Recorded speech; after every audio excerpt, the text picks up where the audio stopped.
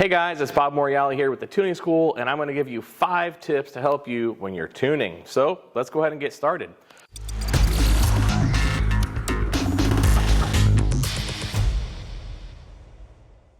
Number one best tip I can give you is going to be know your customer. So what does that really mean? When the customer comes in with the vehicle, do a good job of looking it over and putting it to paper. So when students come through our classes, one of the biggest things I teach them is always write down what the customer tells you. So is it a built 416? Is it high compression?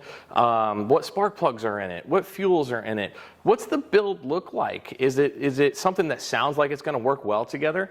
Or is it something like maybe a really high compression engine with a supercharger on pump gas that if you're a good tuner, you're going to look for that and go, hang on a minute, I got to pay some particularly close attention to things like spark advance so I don't have a pile of pistons on the floor to clean up when I'm done. So number one best tip I can tell you is know your customer, write it down, and understand what you're tuning for. As a good tuner, that's so important. I can't stress that enough. Number two, kind of similar, but know the use of the vehicle. Now, for example, if a customer comes in and says, hey, this is a drag race only car, it never sees any other activity than drag strip, competition only use, I want every horsepower you can give me.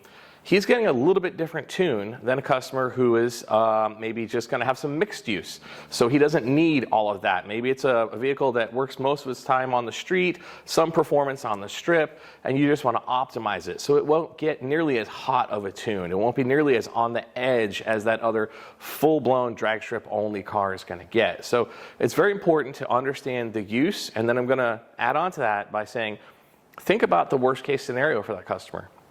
Where do they live? Are there a lot of mountains that they drive around? And is there going to be a lot of extra load on that engine?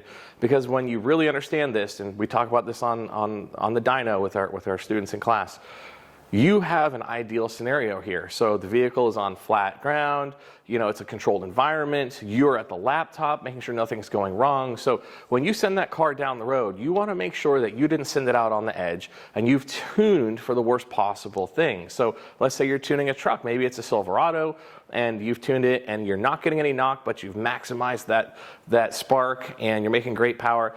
But at the end, he tells you, hey, by the way, I tow a 7,000-pound trailer every day. Well, that's actually your fault. You should have listened. And you should have asked the guy up front, how do you use this vehicle? And so when you tune for it, if you have a good load-bearing dyno, you're going to tell that dyno, I want you to add enough load to simulate that 7,000-pound trailer so that when he leaves and hitches that thing up, in a worst-case scenario, your tune is still good. It doesn't knock. It's not lean. There's no problems. You've done it right by the customer. So those are the 2 super important things. Number 3 is going to be know your fuel, okay? So is the customer always going to run the fuel that you are tuning on today? So, maybe you've got 93 in the tank today, but are they always going to run 93? You need to find that out. And then also, know the fuel in the aspect of the use of the vehicle. So maybe it's a street strip vehicle. Sometimes it sees use at the strip. What's the customer going to do? Well, what if you tuned it on 93 and the customer, when he gets to the drag strip, what is he going to do? He's going to put C16 in. We talk about this in class quite a bit. You tune for the fuel. And so when the customer leaves, you got to let them know, hey buddy, this is tuned for 93 octane, not C16, which is like 120 plus octane, which means it's probably going to burn slower, it's probably going to make less power, which means you should have had to tune for that fuel to optimize the power. Nothing wrong with the fuel, it just has to do with the tune and the fact that you have to tune for the fuel. Okay, next one, number 4. You see this pile of laptops here. You've probably been wondering this whole time, what is this? Well, I'm going to ask you guys, what do all of these laptops have in common, other than the fact that they've been my laptops over the years? They're plastic. You hear this? They're crap, okay? So yes, I've bought some crappy $300, $400 laptops along the years. They have worked fine, don't get me wrong. But number 4, when I say number 4 means buy a good laptop, if you're going to be tuning routinely, try and get one that has some rigidity to it that isn't plastic like this. Because this group of laptops here all share plastic in common, and they all have a problem on their motherboard. Why do you think that is? The motherboard has flexed over the years from me getting in and out of a car. So every time you do that, this twists. And over years, maybe this lasts typically 2 years, a year and a half to 2 years is what a cheap plastic one will last you. There are better ones that do have kind of a plastic shell, but they're rigid. And so when I say buy a good laptop, I'm talking physically. It can't be cheap, it can't be crappy, and it needs to actually have the ability to withstand getting in and out of a car without flexing. So that's a big thing. And also, I do see some guys talk about this on the internet where they go, oh, I'll just get a cheap laptop and an i3 or some low-level processor is more than enough. It is probably enough, don't worry. But your time tuning equals money, right? Time is money, money is time. So buy a good laptop, guys. This is your tool, especially if you're a professional. Buy a decently good laptop, i5, i7, something really good that goes pretty quick so you're not sitting around waiting on it to grind on things and work with the software. So it's a pet peeve of mine. So good laptop, absolutely number 4. Number 5, know your value, okay? What do I mean by that?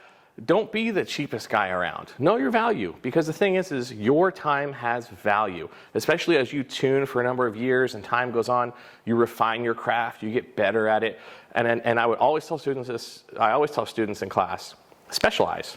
Become the guy or girl in your town that people want to drive 100, 200 miles to, because you're the best at whatever it is that you're passionate about. So if you happen to love Corvettes, go be the best Corvette tuner you can and specialize and get to know the ins and outs of that platform so that when you're tuning on that platform, you can more easily determine, is that a tune problem? Is that a mechanical problem? And that does better by your customer, which relates back to what I said, know your value, because then you can charge a premium, which is really where you want to be as a good tuner, because you're going to spend your time really becoming an expert on your platform. So that's all I have for you today.